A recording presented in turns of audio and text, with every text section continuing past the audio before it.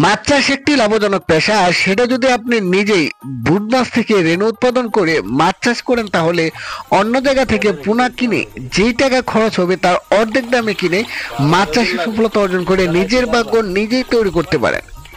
আজকের ভিডিওতে তুলে ধরা হবে কিভাবে ভিয়েতনাম কই মাছের রেণু পোনা উৎপাদন করবেন এবং ঘরে বসেই হাই কোয়ালিটি ভিয়েতনাম কই মাছের পোনা কোথায় পাবেন জানতে পুরো ভিডিওটি দেখুন। আর এই পুরো প্রতিবেদন জুড়ে সঙ্গে আছে মাহমুদুল হাসান। ভিয়েতনাম কই মাছ থেকে রেণু পোনা উৎপাদনের জন্য এমন একটি পুকুর নির্বাচন করতে হবে যা মেল ফিমেল দুটি ভিন্ন পুকুর হলে ভালো। আপনারা দেখছেন যে মেল ফিমেল মাছের পোনাগুলা শনাক্ত করা হচ্ছে।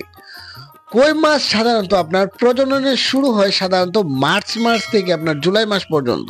স্ত্রী মাছ শনাক্তকরণ: গায়ের রং সাধারণত হালকা বাদামি এবং বক্ষ ও শ্রেণী পাখনা উজ্জ্বল বাদামি বর্ণ ধারণ করে থাকে।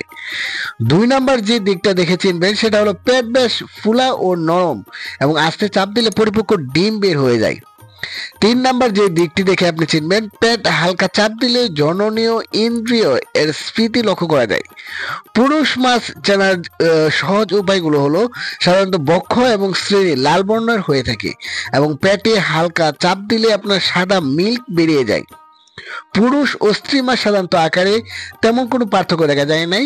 তারপর স্ত্রী ও পুরুষ মাছ শনাক্ত করে হরমোন ইনজেকশন দেওয়ার জন্য 24 ঘন্টা আগে সিস্টার্ন হাউসে রেখে আপনারা শাওয়ার দিতে হবে। তারপর স্ত্রী ও পুরুষ মাছ উভয়কে একটি করে পিটুইটারি দ্রবণে ইনজেকশন দিতে হবে। প্রতি কেজি স্ত্রী মাছের জন্য 8 থেকে 10 মিলিগ্রাম পিজি এবং পুরুষ মাছের জন্য 4 মিলিগ্রাম পিজি বক্ষ পাখনার নিচে ইনজেকশন প্রয়োগ করে 1 মিলি সিরিজ ব্যবহার করা যাবে। পিজি ইনজেকশন দেওয়ার পর স্ত্রী ও পুরুষ মাছ 1:1 অনুপাতে হাঁপাতে রেখে কৃত্রিম ঝর্ণা ব্যবহার করে দিতে হবে। সাধারণত হরমোন ইনজেকশন দেওয়ার 6 থেকে 7 ঘন্টা পর প্রাকৃতিক প্রজননের মাধ্যমে ডিম দিয়ে থাকে। ডিম ছাড়ার পর দ্রুত সতর্কতার সাথে মাছগুলো সরিয়ে ফেলতে হবে। তাপমাত্রার উপর নির্ভর করে 22 থেকে 24 ঘন্টা পর ডিম ফুটে রেণু পোনা বের হয়ে যায় এবং পরবর্তীতে 2 থেকে 3 দিন হাঁপাতে রাখতে হবে। তারপর এই রেণুগুলো আপনারা নার্সিং করার জন্য পুকুর নির্বাচন করতে হবে। পুকুর নির্বাচন করার পর অর্থাৎ ডিম ফুটার 60 ঘন্টা পর্যন্ত রেণু পোনাকে ডিমের কুসুম সেকে ওই পুষ্টিটা খাবার হিসাবে আপনার 3 দিন দিতে হবে।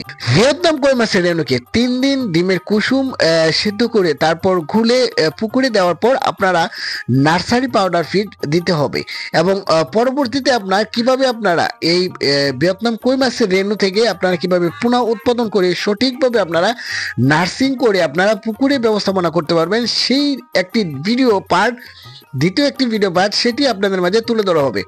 তো অবশ্যই আপনারা এই পুরো প্রতিবেদনে যেই সুন্দরভাবে আপনার ভিয়েতনাম কই মাছের পোনা থেকে কিভাবে রেণু উৎপাদন করা হয় সেটি ধাপে ধাপে আপনাদের মাঝে তুলে ধরা হয়েছে।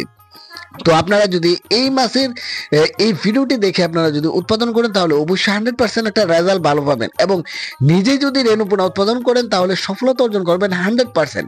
আর এই পুরো প্রতিবেদনে ইনব্রিডিং মুক্ত যে হাই কোয়ালিটি আপনার যে ভিয়েতনাম কই মাছের রেণু দেখতে পাচ্ছেন সেটি যদি আপনারা নিতে চান 2025 সালে, তাহলে ভিডিওর স্ক্রিনে যে হ্যাচারির ব্যানার আছে ওইখান থেকে নাম্বার কানেক্ট করে সরাসরি আমাদের এখানে যোগাযোগ করে নিতে পারেন।